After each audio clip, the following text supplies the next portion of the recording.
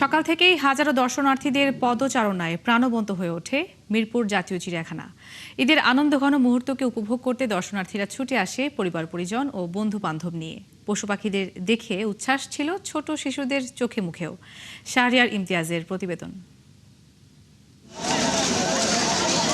তীব্র রোদ আর গরমকে উপেক্ষা করে সকাল থেকে ছোট ছোট পায়ে চিড়িয়াখানায় ঘুরে বেরিয়েছে হাজারো শিশু। হাঁটতে ভালো লাগছে, তারপরে গ্যান্ডার ভালো লাগছে, জলহস্তি আর কুমির আর সাপ। বাবা মার হাত ধরে শিশুরা যেমন দেখতে এসেছে পশু পাখির রঙিন জগৎ, তেমনি বন্ধু বান্ধব ও প্রিয়জনকে নিয়েও অনেকে এসেছেন ঈদের আনন্দঘন মুহূর্তকে উপভোগ করতে।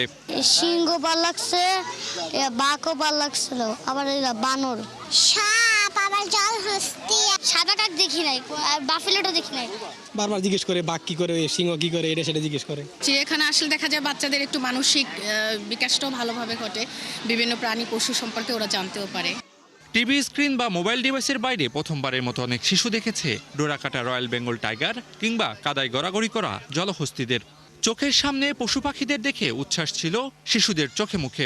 ময়ূরের পাখাটা খুবই অনেক সুন্দর। জলহস্তি দেখছি, তারপরে সাপ দেখছি, আর অনেক কিছু দেখছি। সবার সাথে আসছি, বের হয়েছি, এন্ড অনেক ভালো লাগতেছে। টিভিতে দেখে তো দেখার লাগে অনেক আগ্রহ করে, তাই নিয়ে আসছিলাম। চিড়িয়াখানা আসলে বাচ্চারা একটু পশু পাখি দেখে অনেক মজা পায়। অনেক এক্সাইটেড দেখা যাচ্ছে যে না, ওই যে বাঘ দেখবো, সিংহ দেখবো, আরো কিছু আছে কিনা।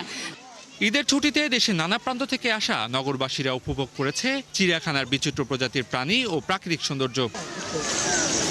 নতুন অভিজ্ঞতা, রঙিন স্মৃতি নিয়েই রাজধানীর জাতীয় চিড়িয়াখানা থেকে ফিরছে আগত শিশুরা।